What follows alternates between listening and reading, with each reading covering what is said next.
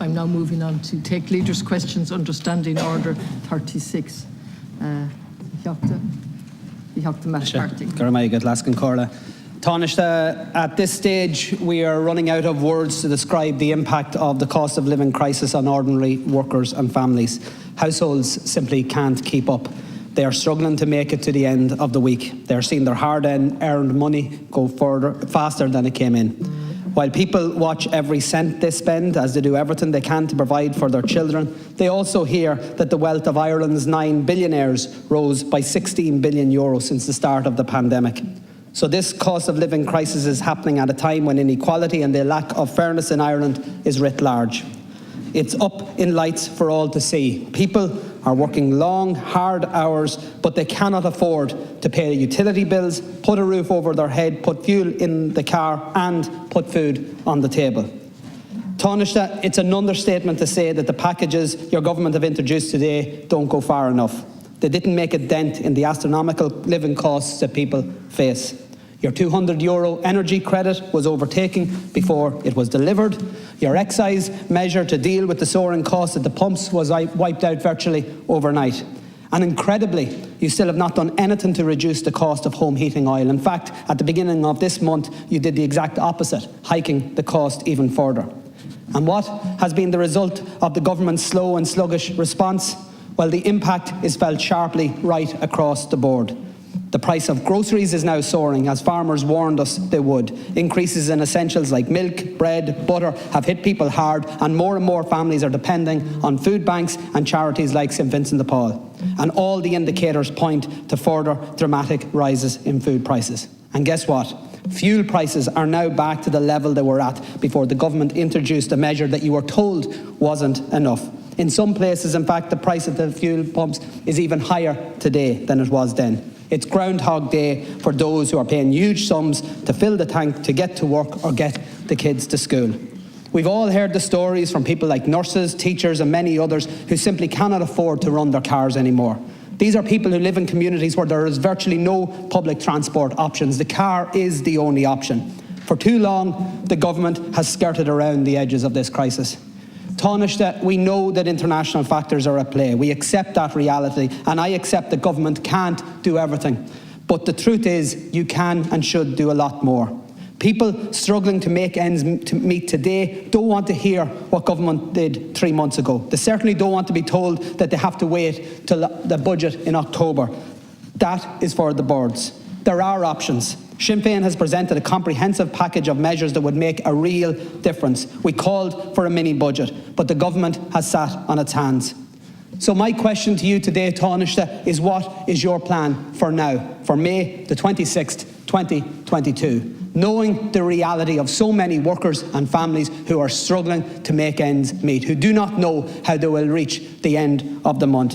People want to know what the government is going to do now, today, to help those people who are going, and these are happening today, they are going without lunch so that they will be able to put fuel in the car on their way home. This is a situation that is beyond a crisis, Taoiseach. We need to hear that the government intends to act, and we need to hear that right now. Thanks very much, Deputy, for the question. And at the outset, I just want to acknowledge that Ireland and indeed the entire world at the moment is facing a cost of living crisis driven by inflation, largely caused by international factors beyond our control, as the Deputy acknowledged. And the cost of everything is going up, and the cost of very little is going down at the moment. And people can see that in their utility bills. You can see it when you go to the petrol station to fill up with a tank of petrol or diesel. People are seeing it in their grocery bills. And a lot of families are struggling. A lot of people are struggling to make ends meet as a consequence of that.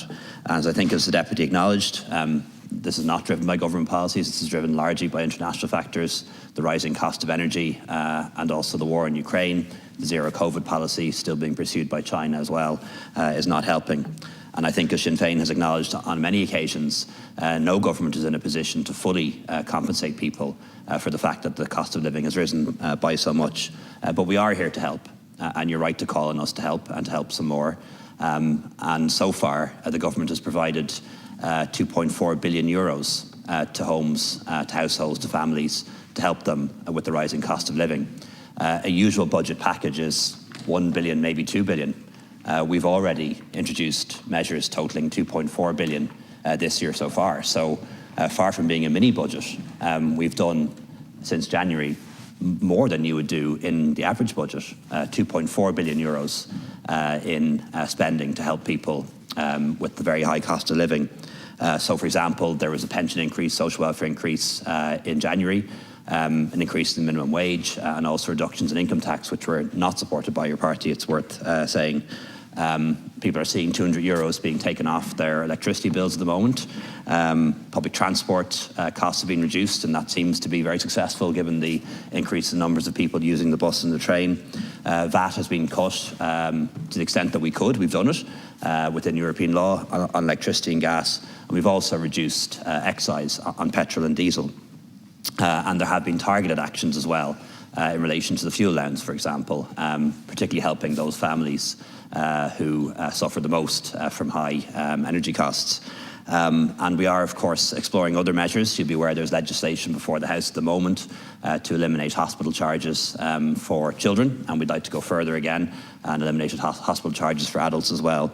And we're examining what else we can do. For example, pay negotiations have now started involving the government and public sector unions on what we can do around a new pay agreement.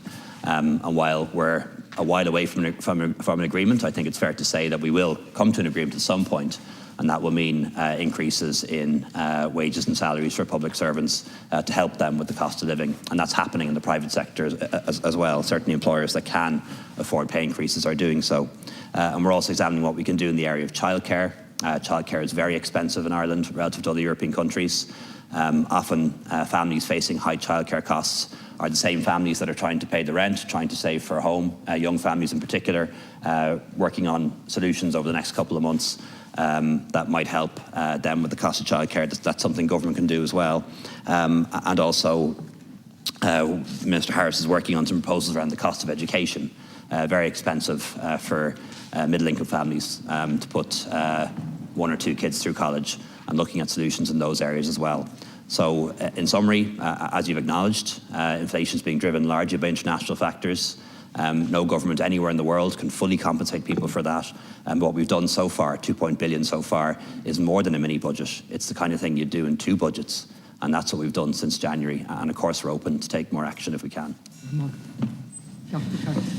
Taoiseach, on the back of a piece of paper, I can think of rents, mortgage interest costs, childcare costs, insurance premiums, healthcare access. These are all areas where Irish workers and families were already paying among the highest rates in the world under your government. And all of that has been added to now by soaring costs, electricity, fuel prices that are quite simply out of control, and now we know that grocery prices are also going to soar even further. I asked you, what are you planning to do today to help those families? Your response was essentially that you're exploring things. The time for exploring is over. We have given you the options. We have given you the measures that will support workers and families in the here and now, that will put money back into the pockets of hard-pressed workers in the here and now today, to reduce costs today. So I'll ask you again, Taoiseach, what can you do to assure those people who at this very moment are scratching their heads wondering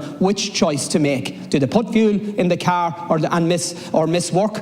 Do they put food on the table and not pay the ESB bill? Which is it, Taoiseach? Or have you got proposals to actually provide them with the supports that they need right here and right now? Yeah, thanks, Deputy. And again, I want to acknowledge the fact that the cost of living in Ireland is high. It was high before the current inflation crisis. Compared to our peers, the cost of living in Ireland is about 35% higher than it is in similar countries.